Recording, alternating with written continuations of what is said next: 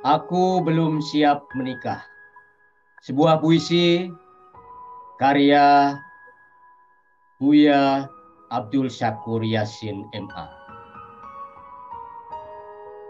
Di tengah aku sedang memulung cinta di sepanjang trotoar kehidupan ini, ternyata banyak orang berjualan kebohongan. Terlihat jelas, kebohongan sudah menjadi barang dagangan yang sangat laris. Kejahatan mengalir deras. Ternyata kebenaran hanya bisa berbisik-bisik, sedangkan kejahatan bisa membentak dengan suara lantang. Kebenaran berjalan sangat perlahan, mengendap-endap dalam kegelapan. Suasana seperti ini semakin mencekam. Adakah aku dapat menemukan cinta? Kehidupan ini sesungguhnya sangat sederhana sekali, wahai kekasihku. Akan tetapi kita sendiri yang memaksa kehidupan ini menjadi sulit. Mungkin untuk menjamin keberhasilan, aku harus mempersiapkan segalanya dengan matang. Karena pada umumnya, setiap apa saja yang berhasil selalu saja karena persiapan yang sempurna. Kehidupan yang sedang aku jalani sekian tahun lamanya sampai sekarang aku masih belum paham makna kehidupan yang sesungguhnya. Apalagi ketika engkau bertanya kepadaku tentang kematian. Dari mana aku tahu? Nasibku sudah ditulis oleh Tuhan di atas ubun-ubunku. Perjalanan hidupku sudah digariskan. Lalu apa yang harus aku lakukan? Tidak lain terkecuali hanya tinggal membaca apa yang dituliskan. Tetapi ketika aku melihat anak kecil, banyak sekali pelajaran yang aku dapatkan. Bisa tertawa terbahak-bahak tanpa alasan. Seharian hanya sibuk bermain-main. Bila punya keinginan, memaksa dan tidak dapat dihalangi.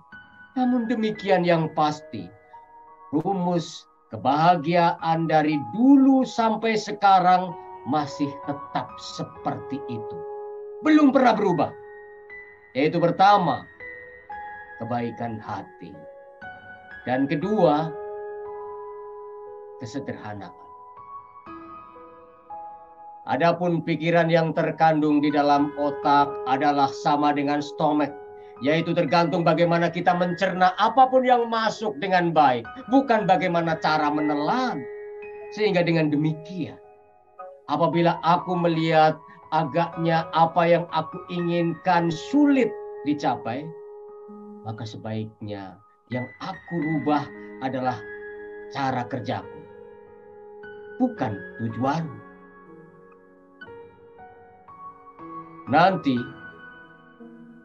dalam meniti kehidupan, wahai kekasihku, yang dapat membedakan mana yang baik dan mana yang buruk adalah hati nuranimu sendiri.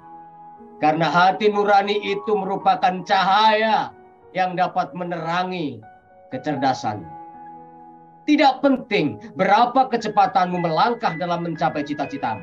Yang penting, engkau terus melangkah dan tidak pernah berhenti. Gunung saja dapat dipindah, tetapi tetap saja permulaannya adalah dimulai dengan sepotong batu dulu. Tidak usah terlalu bersedih hati, wahai kekasihku, karena melihat seorang perempuan yang menjinjing tas Hermes. Setelah engkau sering melihat orang yang tidak punya tangan, nanti engkau akan rela hati. Kemudian belajarlah rendah hati ketika berbincang dengan siapapun. Aku khawatir nanti ucapanmu tidak didengar orang. Belajar tanpa berpikir sama dengan buang-buang keringat. Percuma, tak ada guna. Sebaliknya, berpikir tanpa belajar lebih berbahaya lagi. Sebesar apapun kesibukanmu, wahai kekasihku, tolong luangkan waktu untuk membaca. Bila tidak demikian, sama dengan engkau mengabadikan kebodohanmu. Nanti, setelah engkau pintar, tetapi kemudian engkau masih tetap merasa kurang ilmu, itu berarti engkau perempuan yang bijaksana. Tetapi sebaliknya, ketika engkau tidak tahu, tetapi engkau merasa serba tahu, itu namanya penyakit jiwa. Ibumu pernah mengeluh kepadaku, anakku masih belum dewasa, masih kekanak-kanakan, SMA saja belum selesai. Aku tahu, dan aku tidak terburu-buru. Jelasku kepada ibumu lebih lanjut. Lalu ibumu tersenyum kecil. Mohon maklum saja. Lanjutnya lagi. Berapa lama aku harus menunggu sampai engkau dewasa? Itu persoalan waktu. Aku pasti sabar menanti. Waktu itu terkadang berlalu cepat dan terkadang berjalan lambat. Sangat tergantung kepada bagaimana kita menjalani kehidupan ini. Nanti, apapun yang diyakini orang lain tentang dirimu, wahai kekasihku, adalah bukan urusan, melainkan urusan mereka sendiri. Akan tetapi apa yang engkau yakini atas dirimu, itu merupakan urusanmu sendiri. Dari pengalaman yang sudah-sudah, seringkali aku kehilangan dalam hidup ini. Sebab hanya karena merasa takut kehilangan yang ada dalam diriku terlalu berlebihan. Sehingga selanjutnya aku mesti percaya saja. Aku tidak akan kehilangan dirimu. Aku siap menanti sampai kapanpun. Ada dua hal yang nanti akan mampu untuk menyingkap rahasia kehidupanku, wahai kekasihku. Yaitu apabila aku selalu siap menderita dalam penantian. Dan kedua, aku siap menimang cintamu. Tolong, hindarkan saja siapapun yang ingin mempengaruhi dirimu dengan maksud supaya memberi dirimu merasa tidak layak mendapatkan sesuatu yang engkau ingini. Untuk sementara, abaikan saja. Cinta yang sesungguhnya itu, wahai kekasihku, akan selalu tumbuh dan berkembang bersama waktu. Selanjutnya akan dapat menemukan sendiri berbagai macam cara untuk mengekspresikan sejatinya. Seperti ketika aku mencintaimu. Layaknya seperti suatu petualangan yang tidak jelas ujungnya. Namun demikian, aku yakin bahwa indahnya kehidupan ini tidak akan dapat dipahami dengan betul. Kecuali bila kita dengan rela hati memberi peluang terhadap sesuatu yang tak diharapkan terjadi untuk hadir di hadapan mata. Cintaku tidak di dalam dirimu, wahai kekasihku, tetapi ada di dalam diriku sendiri. Aku sendiri yang mengunggahnya dengan keterlenaannya. Tetapi ketika aku ingin mengunggahnya, memang aku memerlukan dirimu. Aku sadari memang batas kemampuan manusia untuk bertahan hidup sangat berbeda-beda. Orang bisa bertahan hidup tanpa minum 1 minggu. Orang bisa bertahan hidup tanpa makan 2 minggu. Apakah aku mampu bertahan menunggu engkau selesai pendidikan 6 tahun ke depan? Yang jadi pertanyaan penting, mampukah aku dalam kesendirian sambil memagut derita penantian? Doakan aku dapat tabah. Nanti siapapun orangnya yang gagal memahami persoalan-persoalan yang menimpa dirinya sama dengan membuka pintu lebar-lebar, melepas berbagai macam tragedi berhamburan. Terjadi apa yang terjadi di dalam diriku, wahai kekasihku, sejak aku mencintaimu. Adalah apa saja yang terlihat oleh mataku di dunia ini menjadi sangat indah sekali.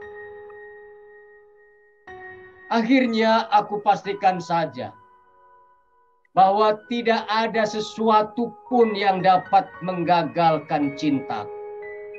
Tidak ada sesuatu apapun yang dapat membuat cita-cita jadi mustahil, kecuali rasa takut yang berkecamuk di dalam diriku sendiri menghadapi kegagalan.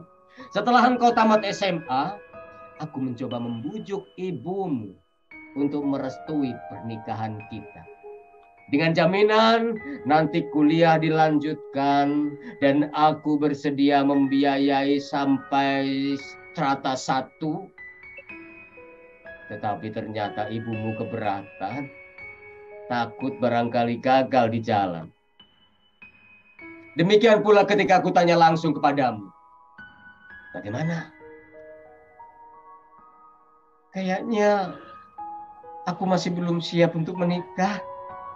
Jawabmu sambil melepas ikatan karet dari buntut kuda rambutmu, dan lalu engkau urai rambutmu terhempas ke belakang pundakmu. Sambil luncang-luncang dengan menatapi sepatumu yang sudah butut, sepertinya ada kesengajaan supaya aku menawari sepatu baru.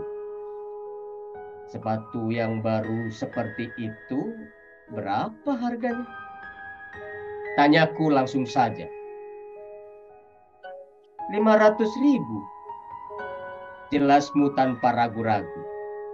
Setelah ku beri uang 500.000, lalu uang itu engkau gulung-gulung dalam genggamanmu. Tak lama kemudian datang anak lelaki berseragam sekolah SMA dengan mengendarai motor berwarna kuning menghampirimu. Setelah itu engkau permisi pergi, bonceng di belakang sambil memeluk teman lelakimu. Motor digas kencang sehingga dengan cepat menghilang dari pandangan mata. Tidak ada yang dapat aku lakukan melihat pemandangan seperti itu, kecuali hanya mengelus dada sambil berucap, astaga. Indramayu, 4 September 2022, Kiai Haji Abdul Syakur Yasin. Matur nuwun, atur nuhun. Assalamualaikum warahmatullahi wabarakatuh.